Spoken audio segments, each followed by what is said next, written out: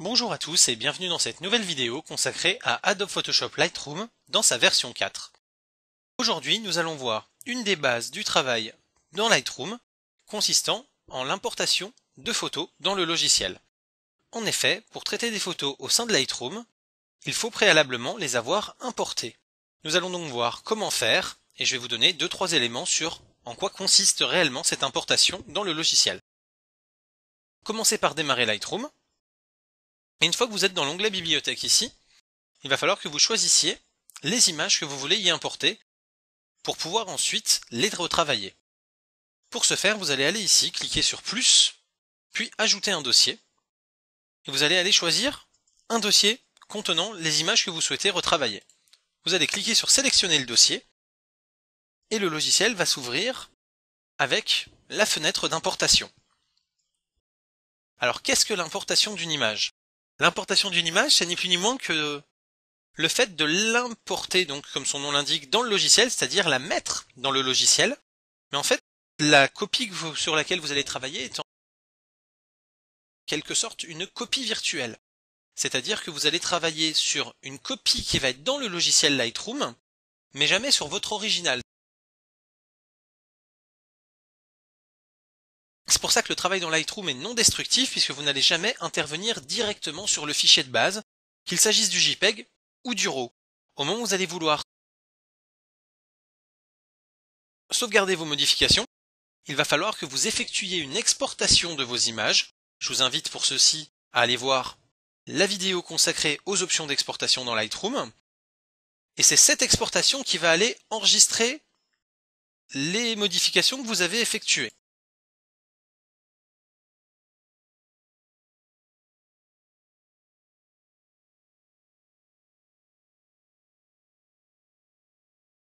Pour travailler sur vos photos, il va donc falloir les importer, comme je vous le disais au début.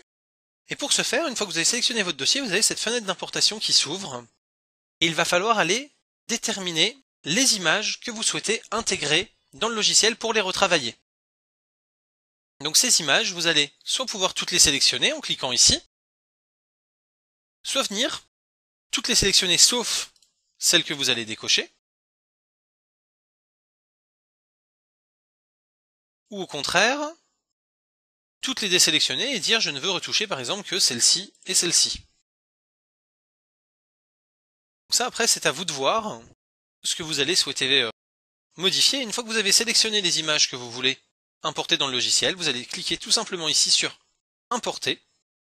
Mais avant toute chose, vous allez pouvoir aussi ici appliquer un certain nombre de choses. Donc vous allez pouvoir utiliser les mots-clés ici qui vont vous permettre en fait d'ajouter des mots-clés dans les métadonnées. Ces mots-clés vont vous servir ensuite à retrouver les images, donc ça c'est très utile si vous utilisez la fonction de catalogage de Lightroom sur laquelle on reviendra dans une vidéo dédiée à la fonction catalogue. Dans les métadonnées ici, vous allez pouvoir dire quelles métadonnées vous souhaitez éventuellement mettre.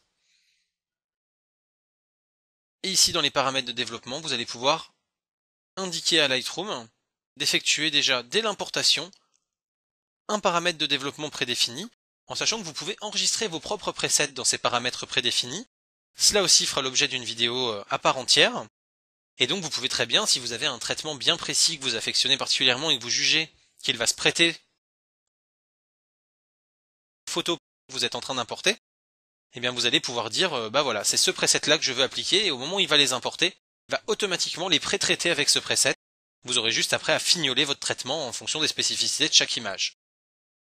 Une fois donc ces choix faits, vous allez pouvoir ici aller sur Importer. Il va vous charger les images et c'est à partir de ces images qu'il va vous avoir chargé que vous allez pouvoir réellement commencer à travailler vos images en allant dans l'onglet développement ici ou alors simplement en retouchant très rapidement avec le panneau qui est ici. Voilà donc pour l'importation des photos. Sachez également qu'une fois que la photo est importée, donc, il faut donc l'exporter pour obtenir les modifications sur un fichier qui les enregistre.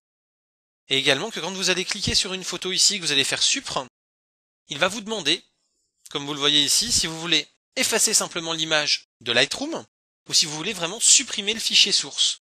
Ce qui fait que de la même manière que ça ne va pas détruire vos images si vous faites un traitement raté, et ben vous n'allez pas non plus pouvoir détruire vos images trop facilement par une fausse manip avec un bouton supr ou une volonté de suppression. Il faut vraiment aller cliquer consciemment sur supprimer du disque pour pouvoir supprimer le fichier d'origine. Et comme vous le voyez, c'est bien effacer qui est présélectionné de base, ce qui fait que si vous appuyez sur entrée par réflexe, vous allez bien effacer que l'image importée, mais le fichier d'origine, lui, restera sur votre disque. Il faut vraiment soit vous décaler avec la flèche de gauche, soit venir cliquer volontairement dessus pour supprimer votre fichier original, ce qui limite de manière extrêmement importante les risques que vous encourez quand vous utilisez cette fonction. Voilà donc pour l'importation des images au sein d'Adobe Photoshop Lightroom dans sa version 4, et à très bientôt pour une prochaine vidéo. Vous avez aimé ma vidéo? Alors vous avez plusieurs façons de soutenir mon travail. La première est de vous abonner à ma chaîne YouTube. Vous pouvez aussi venir vous abonner sur ma chaîne Facebook, sur ma page Google+, visiter mon site web, ou encore suivre mon flux Twitter. N'hésitez pas, toutes les manières sont bonnes. Dans tous les cas, vous pouvez liker cette vidéo avec le pouce vert, et bien sûr, la partager pour la faire découvrir à vos amis. Merci d'avance pour votre aide.